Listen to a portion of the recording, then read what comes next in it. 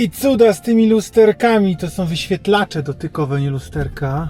Jest po prostu dramat. To w tych lusterkach kompletnie nic nie widać, no ale próbujmy się stąd wysunąć, nie rozwalając ani tego Audi, ani tamtego Audi. Jeszcze tu są te fele po prostu masakryczne, wystające.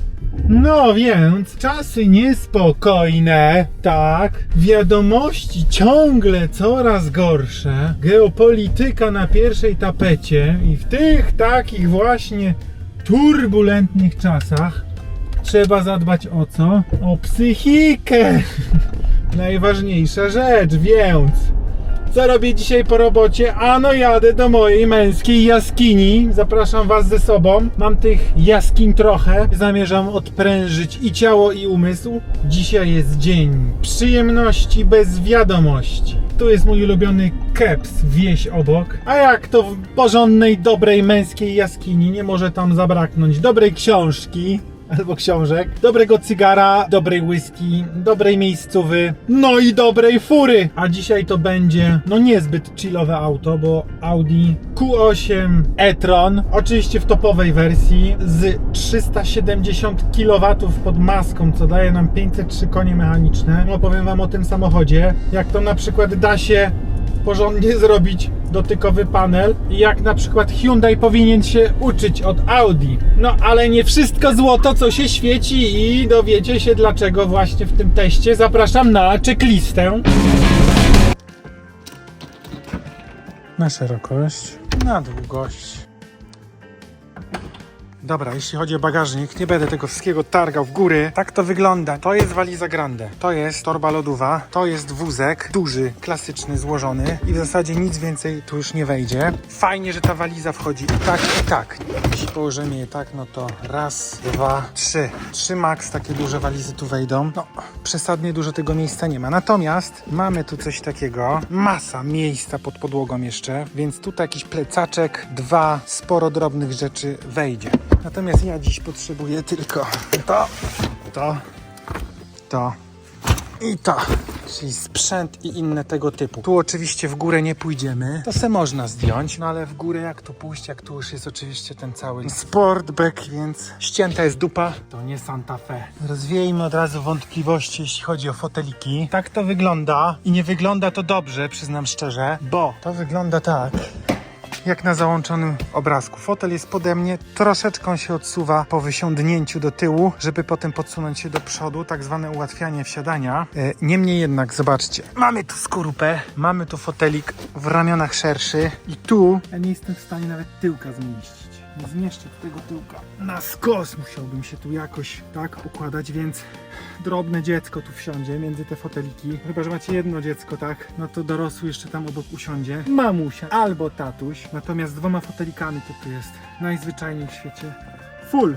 Dobre jest to, że z przodu mamy izofixy i tam bez problemu sobie fotelik wrzucimy. Taka ciekawostka, tu są podświetlane uchwyty do pasów. Fajnie, że no niby nie domknę tych drzwi, tak? Jak je tak klapnę, to się nie domkną. Jak je lekko klapnę, to się dopiero domkną. Więc nie wiem po co, zawsze mnie to fascynuje. Dla kogo to jest, tak? Że one się leciutko zamykają. No to dla kogoś, kto naprawdę nie ma siły w ręku. Natomiast to ma jeszcze dodatkową niestety wadę. One się już zamknęły. Teraz ja chcę je otworzyć. I ja ich nie mogę od razu otworzyć, bo one muszą się jeszcze elektrycznie odblokować. I to jest upierdliwe. Za każdym razem masz opór. Przewaga designu nad praktycznością. No to teraz, jak mamy fotelik z przodu, pamiętajcie wyłączyć poduchę. To z tyłu zawsze te opóźnienie w otwieraniu drzwi. Oj, oj, oj. To tyle miejsca mam z tyłu i tego miejsca mi tu nie brakuje. Także fotelik może tam sobie być i jeszcze można tu przesunąć spokojnie fotel do tyłu. No i to. Jakoś da się to zrobić, że to działa. I też nie wpada jak na przykład w Skodzie w drzwi i potem nie da się tego wyjąć. Audi przewaga dzięki technologii. Przyznam szczerze, że te kamery to jest koszmar dnia codziennego dla kogoś, kto jest przyzwyczajony do normalnych lusterek, czyli dla wszystkich, ale do tego nie idzie się przyzwyczaić, ponieważ to nie daje żadnej perspektywy. Ja jestem tu blisko supa, ja nie mam pojęcia, czy ja w niego rypnę, czy nie rypnę. No jadę, bo muszę, ale nie! No szyby to tu się za szybko nie otwierają, przyznam szczerze. Za to są podwójne z przodu i z tyłu, dlatego auto jest tak dobrze wyciszone. Te hamulce. typowo dla hybryd i elektryków. Zawsze niedotarte. Jak łajba pradawna. No i oczywiście wyjazd z tego garażu, gdzie mamy wysokie krawężniki i wcelować tutaj po prostu zostaje mi po 5 cm z jednej strony. Auto jest za szerokie, lusterka nie obniżysz, więc nie wiesz, gdzie jest to koło. W ten krawężnik wyrżnąć bardzo łatwo. Masakra. Już mi się zdążył nawet garaż zamknąć.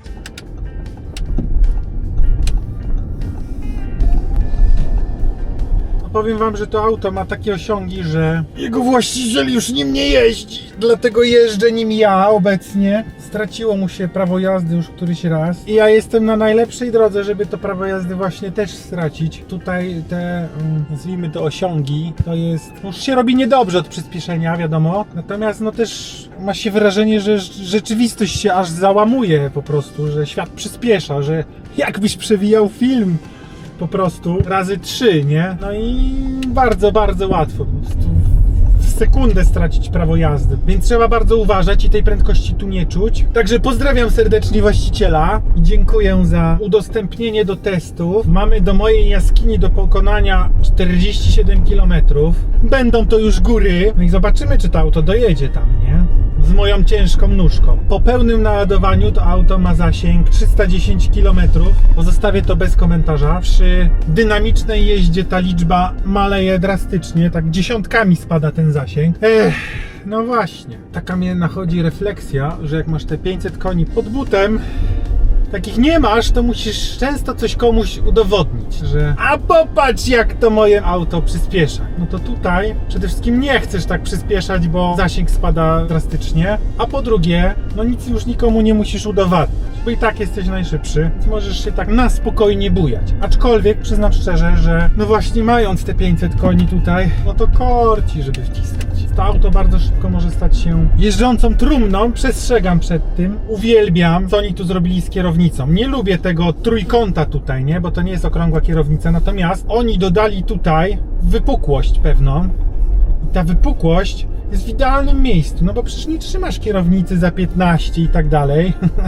Tak jak tam uczą na kursach, tylko właśnie tu trzymasz kierownicę, nie? I zobaczcie, nie? Tu mam sobie po prostu dodatkowy uchwyt, no genialne po prostu, zajebiste. I tak se właśnie prowadzę i mam dużo lepszy grip na kierze. I tak właśnie sobie jadę tym autem, nie? Mogę jechać 50, jadę se 35. Nie wkurzam nikogo za mną, nikogo nie ma. O! Tu kiedyś testowałem wspomniane w innych testach Passerati 240 koni. Jeżdżę sobie już któryś dzień tym samochodem i tak sobie stwierdzam, że no przydałby się ktoś z muzycznym uchem, kto by tworzył ten samochód, bo kojarzę z dzieciństwa odgłos Malucha, Fiata 126P. Dziadkowie obydwoje świętej pamięci mieli takowego i tam na luzie, pamiętacie, Fiat 126P wydawał taki odgłos, taki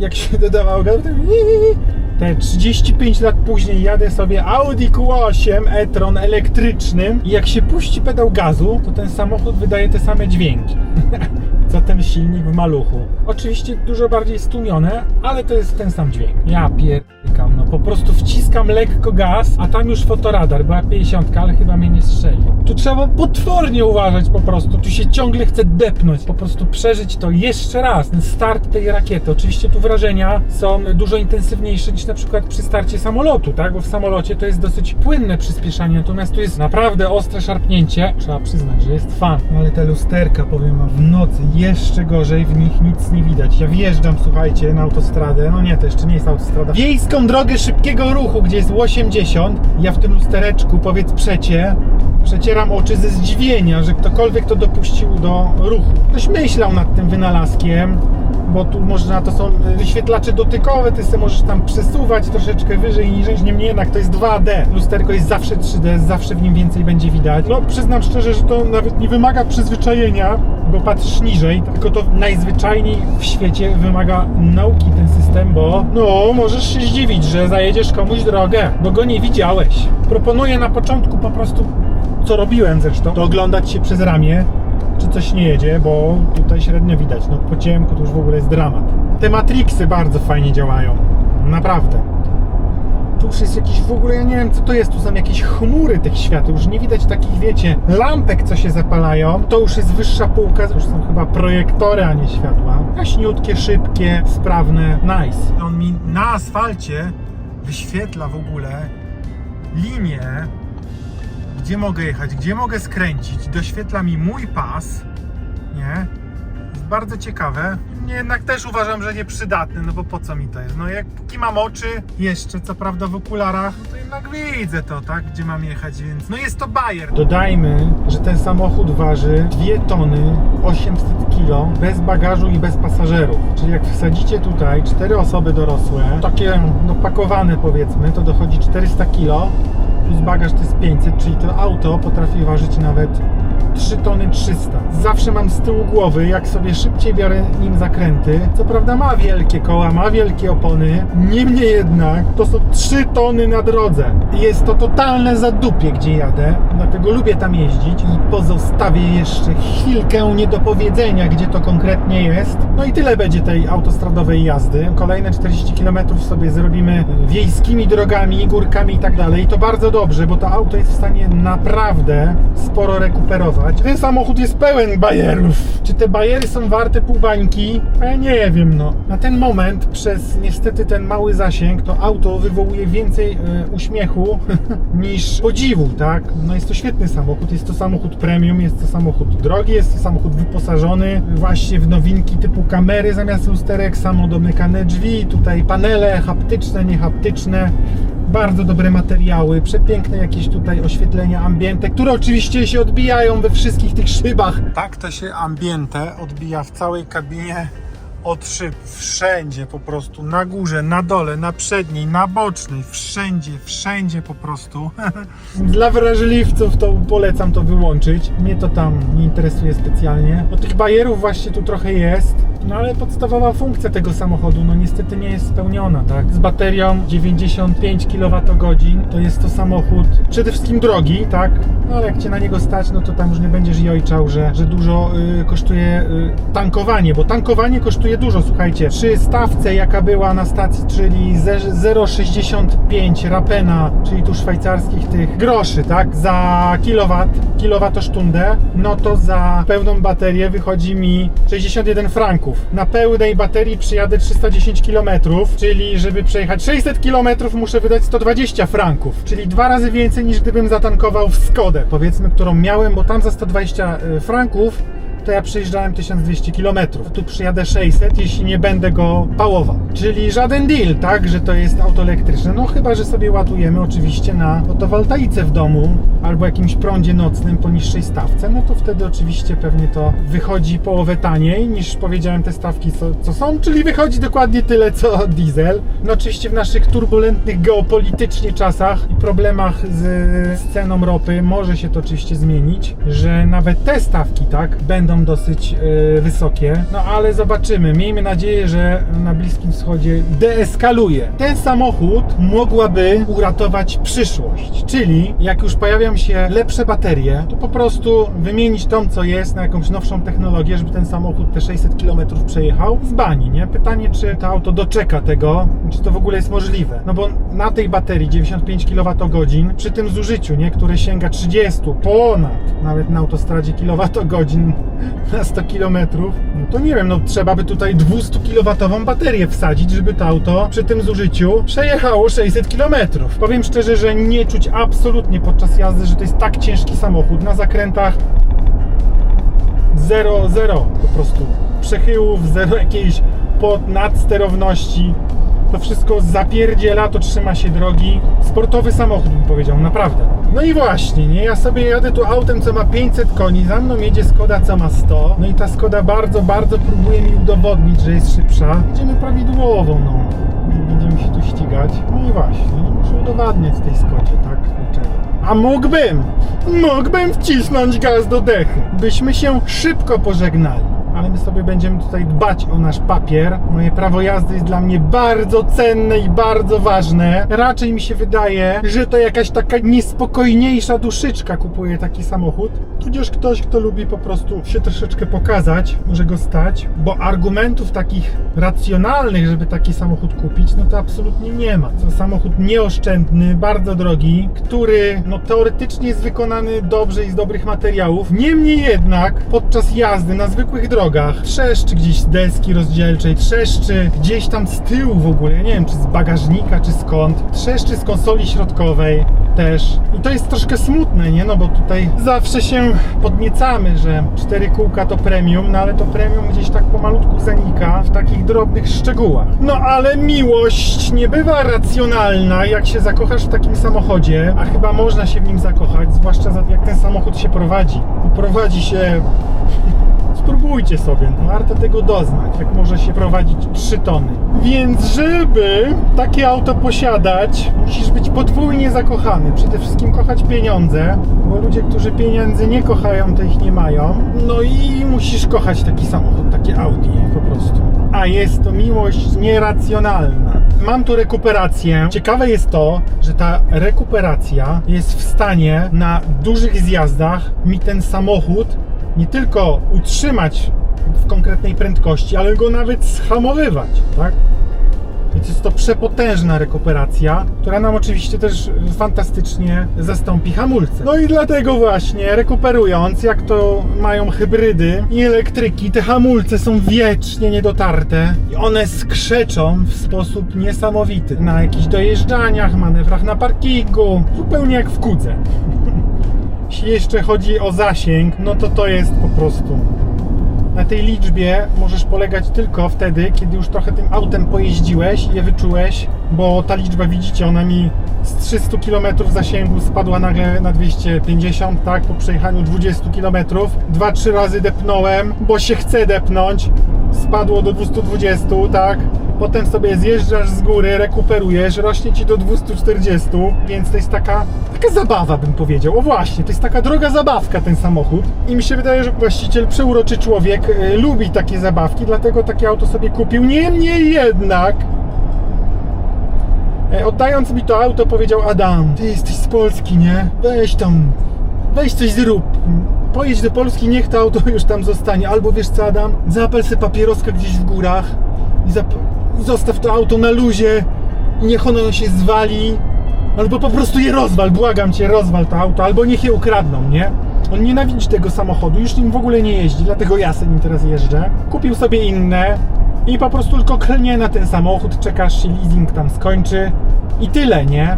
I to cytuję właściciela za jego pozwoleniem, co on o tym samochodzie sądzi, czyli no, kupił sobie gadżet, który okazał się bublem, no jeśli chodzi zwłaszcza jeśli chodzi o zasięg, tak? Po prostu tym się nie da pojechać nigdzie dalej. No i stój tu na tych stacjach. No dzisiaj mi się trafiło, tak, że ładowarka była wolna, no to sobie doładowywałem tylko, słuchajcie, te 30-40% tą baterię, to trwało 35 minut. No ale wyobraź sobie teraz, że przed tobą, tak, ktoś tankuje takie auto.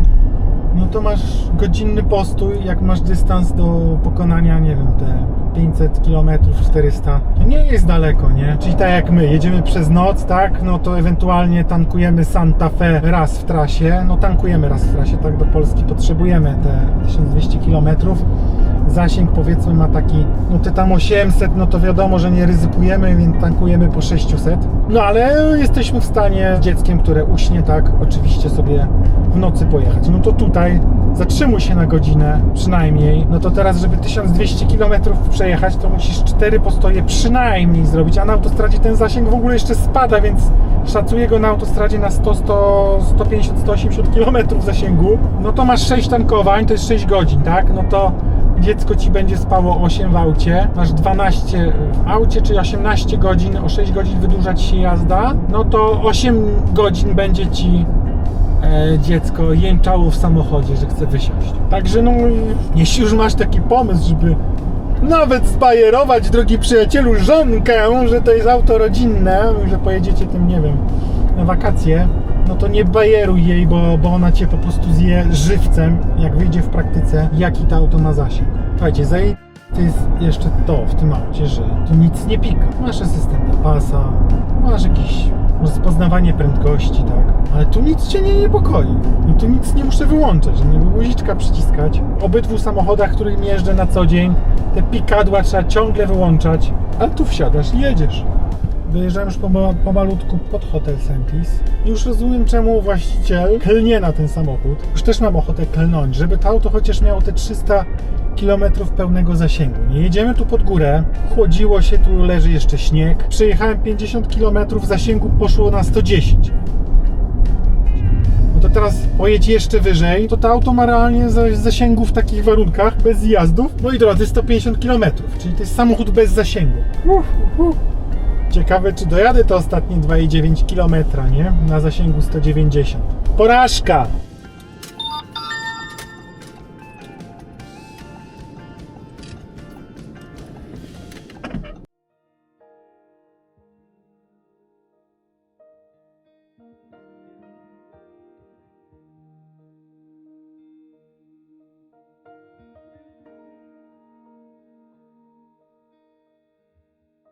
No i dojeżdżamy do naszego celu.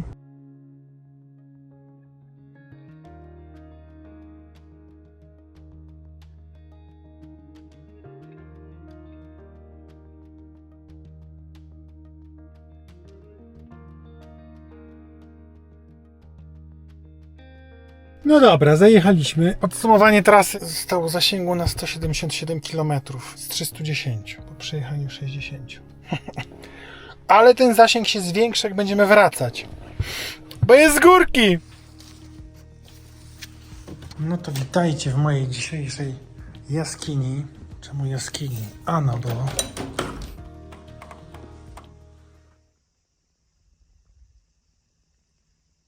jesteśmy nigdzie. Taka tu jest cisza. Zrobię fotę, bo na wideo to nic nie widać. No więc chyba już rozumiecie, dlaczego jest to mój azyl i dlaczego jest to middle of nowhere. Na tej górze leżakują również whisky Sentis, której się właśnie napijemy. Dziś na wieczór pozycja obowiązkowa. Andrzej Nachrebecki, twórca psychoterapii pełni. Tu są spisane rozmowy telefoniczne jego z pacjentami. Polecam serdecznie. Jedna historia na wieczór, a to na rano. Ale najpierw napijemy się tutejszej wody, żeby przyzwyczaić lekko gardełko do degustacji. Lekko przepalimy się teraz. Nic innego nie brałem, bo nie potrzebuję. To jest łycha na alpejskiej wodzie z kantonu Appenzell, z którego jest też woda moja ulubiona, mineralna. Są dwie edycje tej whisky, znaczy z wiele edycji, natomiast taką topową jest leżakowana tam na górze. Może się uda jutro to zobaczyć. W dębowych beczkach piwi. Czuję, że kubki smakowe już są gotowe, żeby Wam odrobinę opowiedzieć o tym, jak ona smakuje. Na nosie, no to jest taki typowy Speyside, bym powiedział, aczkolwiek to określenie do tej whisky nie ma racji bytu, bo to nie jest szkocka. Jest whisky owocowa, lekka, słomkowa, mocno oleista, co widać bardzo tutaj.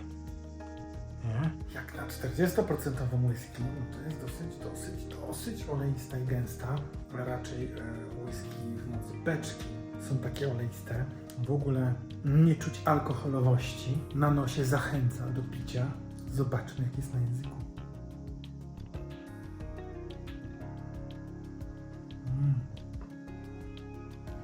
Bardzo przyjemna, bardzo lekka. Wyczuwalne są winogronka, owocki. W ogóle nie czuć dystylatu, bym powiedział. Czyli jest fajnie zbalansowana. Przyjemna, bardzo przyjemna whisky. Taka raczej deserowa, bym powiedział. No i przede wszystkim nazywa się jak ta góra. Przyjemnie, lubię tą whisky. Polecam. A tu mamy Smoking Lounge. A tu wspomniana whisky, którą przed chwilą kosztowaliśmy. Tu można sobie cygarka oczywiście kupić. Ja mam swoje. Z przyjemnością je zapalę i poczytam książeczkę. Na dzisiaj przewidziałem sobie Griffinka. Takie to jest cygarko. Ściąłem sobie już przed wyjazdem z domu. Ono charakteryzuje się tym, że jest niebywale lekkie jak na cygaro, a kolejną ciekawostką jest ta zapalniczka. Wszyscy znamy Zippo, ale Zippo robi też wkłady gazowe właśnie do cygar.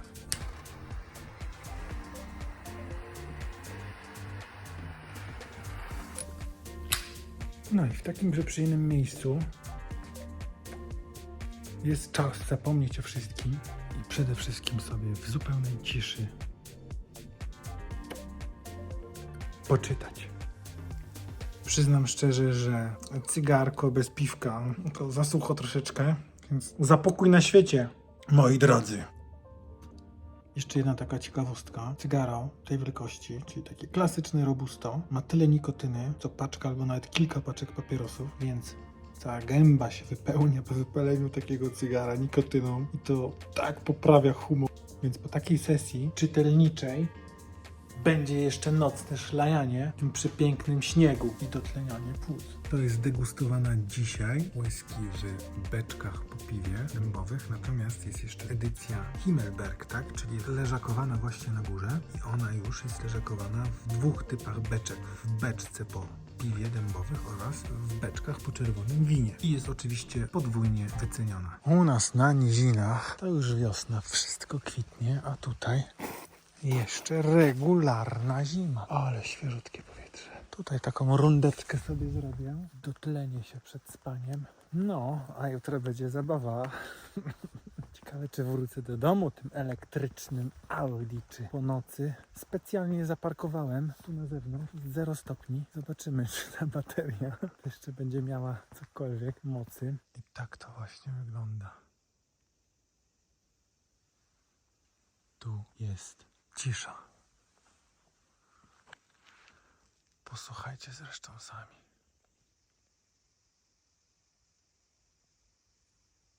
Tu nie ma żadnych tramwajów, szumu, nic, po prostu. Jest sterylna cisza. Nawet las nie szumi, bo go nie ma. I do tego wszystko jeszcze wytłumia śnieg. Kocham to. No, a rano budzi nas taki widok. To jest nasza gondola, ale ona jeździ dla nas od godziny 8:30.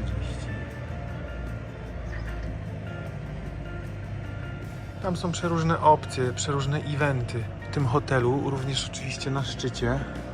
Warto zapoznać się z ich ofertą. No, a tam jest nasza zabawka, którą zaraz będziemy się bawić. Ta nasza zabawesia. Tam zaraz wjedziemy na śniadanko. No więc w oczekiwaniu na kolejkę i na śniadanko zafunduję sobie już pierwszą przyjemność dnia dzisiejszego, gdyż uważam, że nadal jestem w mojej jaskini, czyli to będzie przepyszne espresso lungo. Kawa pochodzi od... No mamy takiego świra u nas we wsi, który z tego w ogóle żyje, z artykułów kolonialnych i pali kawę. Tych sortów robi niesamowitą ilość. Dzisiaj to będzie Espresso Royale, mój ulubiony, zbalansowany miks arabiki i robusty, polecony przez niego. Kiedyś już miałem naszą maszynę na kolbę w ogóle sprzedać, bo ta kawa ze sklepów, to wszystko jest... Natomiast, jak się kupi świeżą kawę, Patryk zawsze pyta, kiedy masz gości, a kiedy będziesz pił tą kawę? To ja ci dam dzisiaj upaloną i sobie dopiero wypijesz za 2 tygodnie, jak ona odetchnie. Albo na przykład jak potrzebujesz na już, to ci da taką paloną właśnie 2 tygodnie temu. No więc jest to niesamowity człowiek. Warto, słuchajcie, znaleźć fajną palarnię i sobie taką właśnie kawkę zafundować. Chociażby z rana, jak to lubicie. Tego pysznego espressa zjem sobie tutejsze apencelowe ciasteczko. Takie migdałowo, coś tam w środku, miękkie nadzienie, taki w zasadzie pierniczek. No, ale zanim to się wszystko nam tutaj urychtuje i zaparzy, to zobaczmy sobie, co Audi sobie myśli o telefonach. No więc Audi sobie myśli, że ktoś będzie używał takiej indukcji. Wsiadasz, jest to przemyślane, telefon się trzyma, tak? No ale oczywiście do tego telefonu nie masz kompletnie dostępu. To jest duża, to jest mała wersja, czyli oczywiście wszystkie tutaj pasują. Oczywiście te z wystającymi wyspami. O właśnie, zbijesz sobie szkiełko. No więc co jeszcze? Gdzie tu można dać telefon? No tutaj w drzwi. Tak, tam się zmieści, tam się w ogóle dużo zmieści. Jeśli ktoś nosi okulary, tak jak właściciel tego auta, to masz tutaj raz, 2, 3 pokrowce na okulary i weszłoby więcej, więc tutaj z miejscem nie jest źle. Nasze telefony też tu wejdą, no ale umówmy się, nikt tu nie trzyma telefonów i nigdy trzymać nie będzie. No więc oczywiście z tych roczników Audi ma tutaj te piękne połacie płaskie, więc przyczepiasz tutaj obrotową przystawkę na MagSafe'a i tutaj sobie trzymasz telefon idealnie.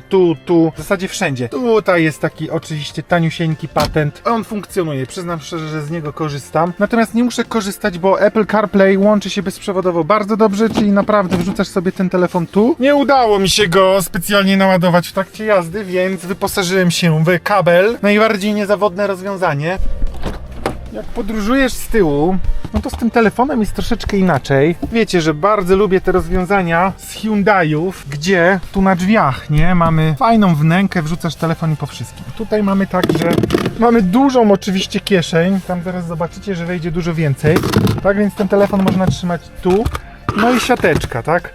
Tutaj niestety jeszcze nie ma tych fajnych kieszonek na telefon. O, moje przepyszne espresso się właśnie pobudza do życia. Co tu mamy? No mamy tutaj takie wynalazki jak wysuwane cup holdery. Te wysuwane cup holdery można, to jest mały telefon, ale znowu jak ja widzę, w Audicy są te cup holdery dosyć wąskie, tak? Duży już tutaj, no na chama, nie? Już to się wszystko odgina. Co oni tu sobie wymyślili, tak? To się po prostu wysuwa i tyle, to jest raczej na kubki. Zobaczymy, czy nasza kawusia tutaj wejdzie, ale mamy tutaj lekką niespodziankę, czyli jeszcze takie coś. No i tutaj już sobie telefon możemy chować przed dziećmi. Oczywiście nie znajdą tego guzika. Będziemy tu za bardzo brudzić. No, więc słuchajcie, moje espresso tutaj zdecydowanie pasuje, żeby nie było, że na pusty żołądek. To jest właśnie to migdałowe ciasteczko. Do tego kawusia. No, i to jest kawa. Niby taki ekspresik, nie? Ale od kawy tyle zależy. To jest kawa znakomita. Zawsze wychodzi gęsta pianka. Polecam znaleźć dobrą palarnię. Co tu mamy? No to tu mamy, że mamy tą przebitkę do bagażnika, tak? I to jest cudowne oczywiście. Mamy kanapę, która się w ogóle nie przesuwa, więc z przestrzenią bagażową nie zrobimy nic. Natomiast mamy tutaj panel klimatyzacji z dostępem do generalnie następujących funkcji. Na pasażera, słuchajcie, mamy siłę nawiewu, moc plus podgrzewanie stołków, ale co ciekawe, mamy też ustawienia góra, środek, dół, czyli sami sobie mamy czterostrefową klimę.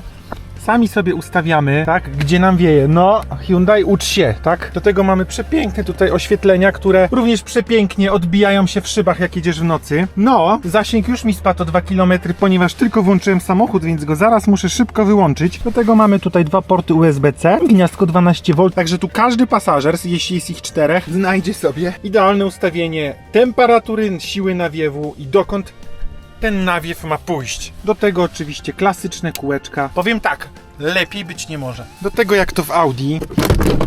Znamy to już z innych Audi, tak? Czyli to jest 1,5 litrowa.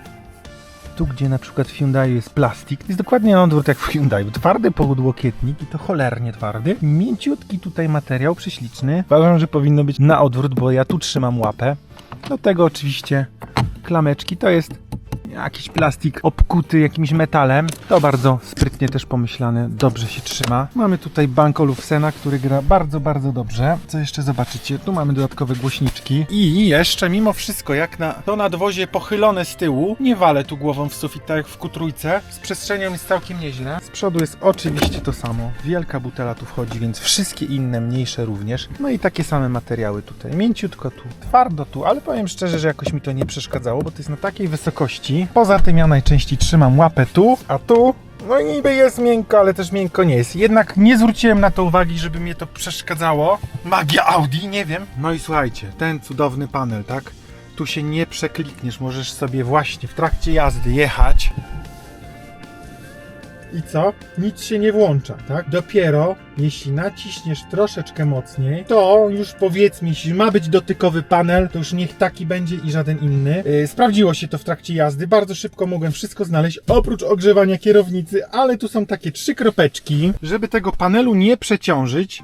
to tutaj wywołujemy dodatkowe funkcje, ogrzewanie kiery jest tu. I słuchajcie, w ogóle ciekawostka, jak zestawisz ogrzewanie, jak fizyczny guzik na przykład w Suzuki, nie? To on również po uruchomieniu samochodu ponownym, on również zostanie włączony. Bardzo to lubię, podoba mi się to. Wczoraj było zimno, dzisiaj jest zimno, chcę mieć cały czas grzanie chudych klocków. Schowkowo, no to tu jest tak minimalnie, nie? Malusieńki schowek.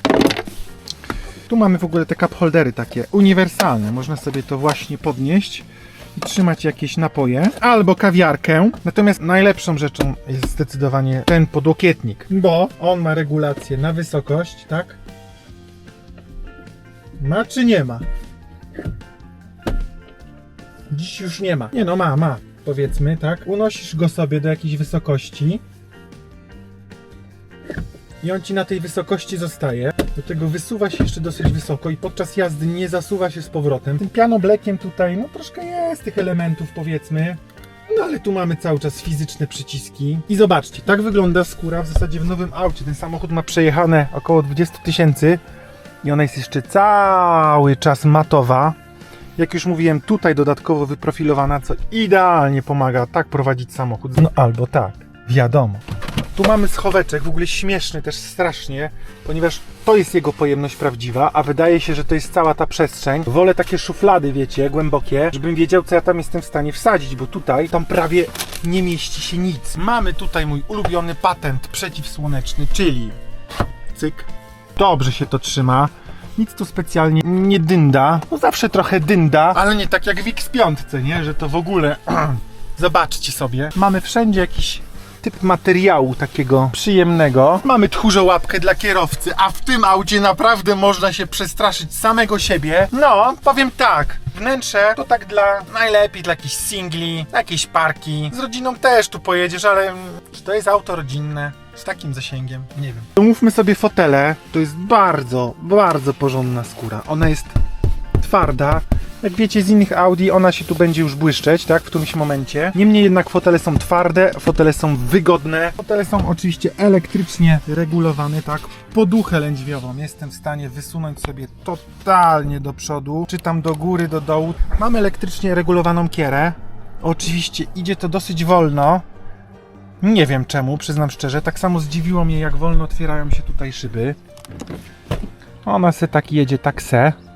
Niemniej jednak w tym aucie jest bardzo cicho i szyba z przodu i szyba z tyłu jest klejona, czyli dodatkowe wygłuszenie tutaj mamy. Szkoda, że nie ma tutaj tej kieszonki na przykład jak w Q3. To było świetne miejsce na telefon. Mamy fizyczne pokrętło do głośności i co bardzo lubię, od razu jak sobie je przekręcimy, jak widzicie, tu mamy od razu skrót do ustawień nagłośnienia Bang & Olufsen, które mi się właśnie nie pojawiło. Trzeba wyłączyć najpierw klimę, chyba klima jest ważniejsza niż muzyka. A może muzyka jest ważniejsza niż klimat? Plus oczywiście to świetne menu, czyli główne menu, mamy kolorki i napisy, a jak wejdziemy w podmenu, weźmy sobie na przykład tu, to wszystko już jest czarno-białe. Do tego jest ciekawostka. W tym menu, jeśli to jest natywne menu, tak, musisz kliknąć, żeby coś uruchomić, tak? I dopiero jest ten klik.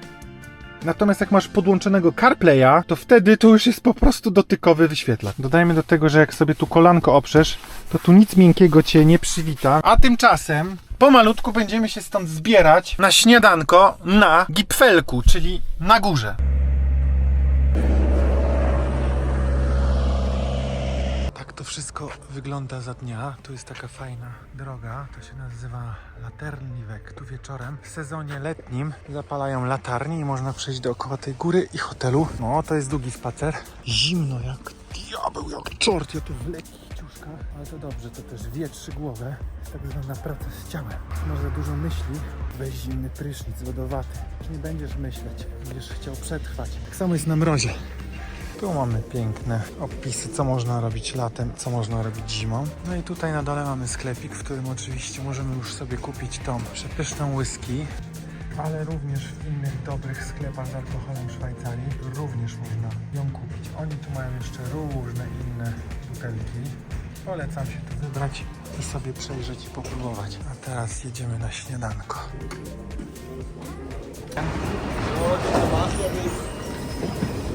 Taki system, że my jedziemy w kolejce, natomiast pod nami jadą towary różne i mają lekkie opóźnienie z ładowaniem.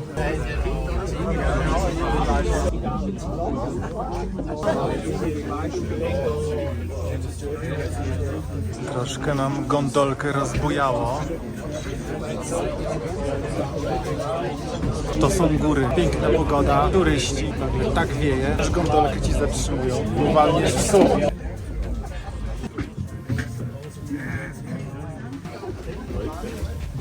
Tak to wygląda na górze. Ci narciarze to są totalni eksperci. Tu nie ma szlaków narciarskich, oni po prostu zjeżdżają z góry w głębokim śniegu w ogóle. Właśnie ich spytałem, więc aż mnie wyśmiali. Nie, tu nie ma shipistem. Tu trzeba umieć jeździć, jeśli ktoś stąd zjeżdża. A ich troszkę tu było, z 20-30 takich śmiałków, nieźle. No to zjedzmy to śniadanko i pokażę wam coś ciekawego jeszcze. Z tej góry, przy tej pogodzie, będzie widać aż 6 krajów. Entweder da oder da. Perfekt, danke schön. Den Zettel legen Sie an den Tisch. Ja. Sonst ist dann alles Selbstbedienung. Wunderbar. No, tu pani mnie zaprowadziła na moje miejsce z takim widoczkiem. No i tutaj mamy taki bardzo przyjemny, rozbudowany bufecik. O, moja ulubiona woda. Mamy wybór szwajcarskich serów, jakieś wędlinki, jajeczka. Tu mamy piękną makietę góry Sentis, która pokazuje nam tutaj różne rzeczy, na przykład jeziora, strumienie. Słuchajcie, przy tej pogodzie, a ja tu w laczkach, widać następujące kraje: Niemcy, Austria, Francja, Włochy, Liechtenstein, no i oczywiście Szwajcarię. Tu już możemy wejść na sam szczyt 2502. No właśnie.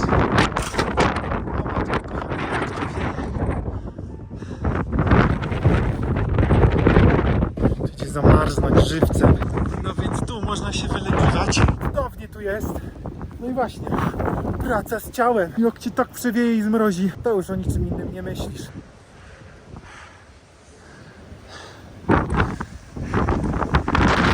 No warto ten widok przynajmniej raz w życiu zobaczyć. Skąd ci narciarze zjeżdżają? To mnie zastanawia. Nie zdążyłem ich polować. Tam są ci wariaci. Czyli zeszli gdzieś tu. Patrzcie, co oni robią, nie? Jak ktoś z was chodzi po jakichś Himalajach, to ja nie wiem, jak wy to robicie. No co prawda jestem w letnich ciuszkach, ale to jest bardzo, bardzo, bardzo zimno. O!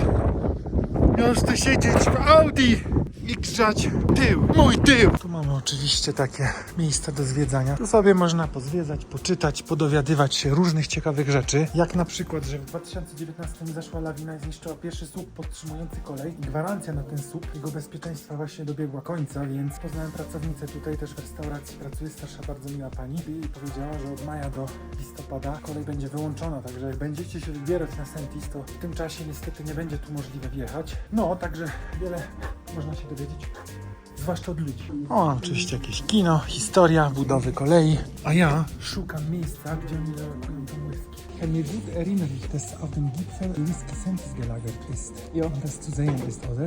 Wo war das? Das ist in der 4. Etage. Przemiła pani, pokaże mi, gdzie to jest. No niestety przez tą przebudowę to byłoby to miejsce. Już beczki zwieźli na dół i na ten moment nie ma ich. No ale to jest kolejny powód, żeby przyjechać tutaj po listopadzie. To jest wszystko w remoncie. Dobra, zjeżdżamy stąd. Do samych tych beczek i tej whisky warto tu przyjechać. Tutaj w oczekiwaniu na kolejkę możemy obejrzeć sobie film z produkcji największej na świecie flagi szwajcarskiej.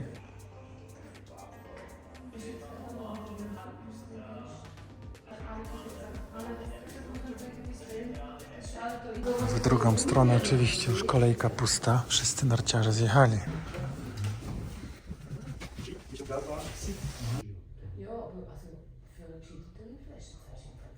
Ja, ja. Ja, ist auch für den Sport sind Wiaterek to jest konkretnie tutaj. Giba tą gondolą.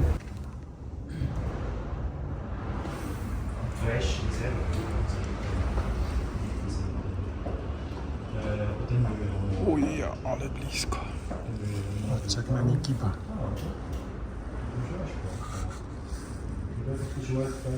Normalnie bujanka w lewo i w prawo. Ciekawe tutaj w sezonie mamy cały dodatkowy parking, ale cała ta droga dojazdowa również jest parkingiem. Zobaczcie, tam na zakrętach są miejsca do parkowania i rzeczywiście jest tutaj masa ludzi. Zobaczcie, za tym hotelem nie ma już nic, tylko góry. Muss ich genau ganz klar wissen, ob die Nachrichtenstelle das Büro mit der Telefon. Hotel Sentis w cieniu Sentis.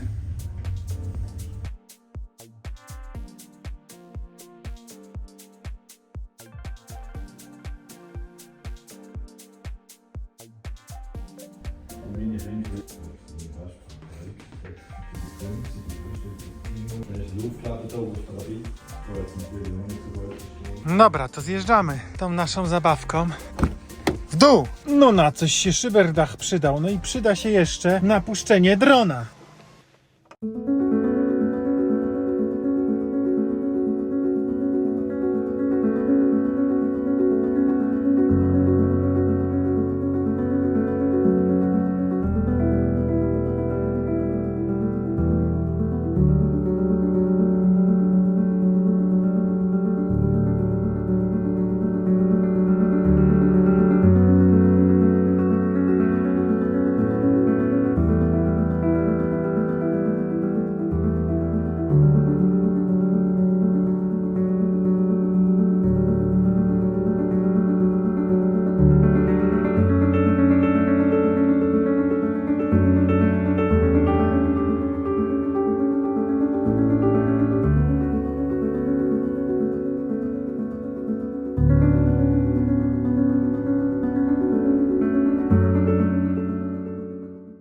Zobaczymy, ile nam się z tych 155 km naładuje to auto na zjeździe z podgóry Sentis. Ciekawi mnie to, że jak w ogóle wyłączę rekuperację, to mi w ogóle nie pokazuje, że ja na zjeździe się ładuję, dopiero jak wciskam hamulec, nie? Czyli domyślnie on sobie po prostu zjeżdża na luzie. Też ciekawe, bo w hybrydach one się ładują cały czas.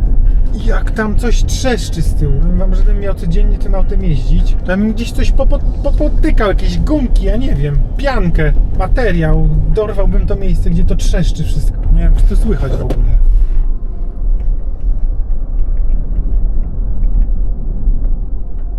Nie? Po prostu na każdej nierówności. To nie musi być dziura, to po prostu...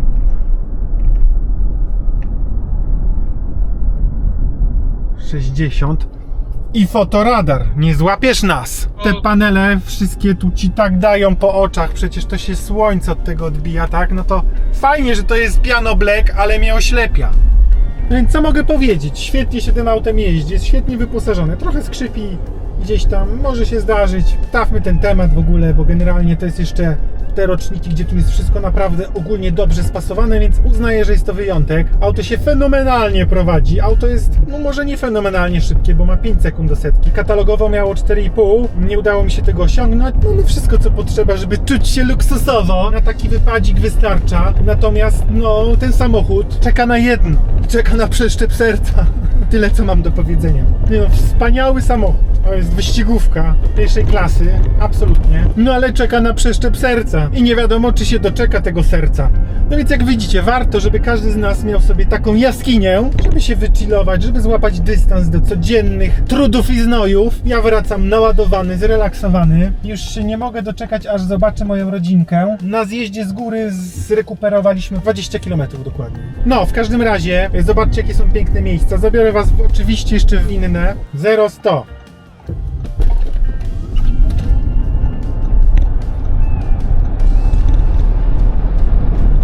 4,7. Pozdrawiam serdecznie.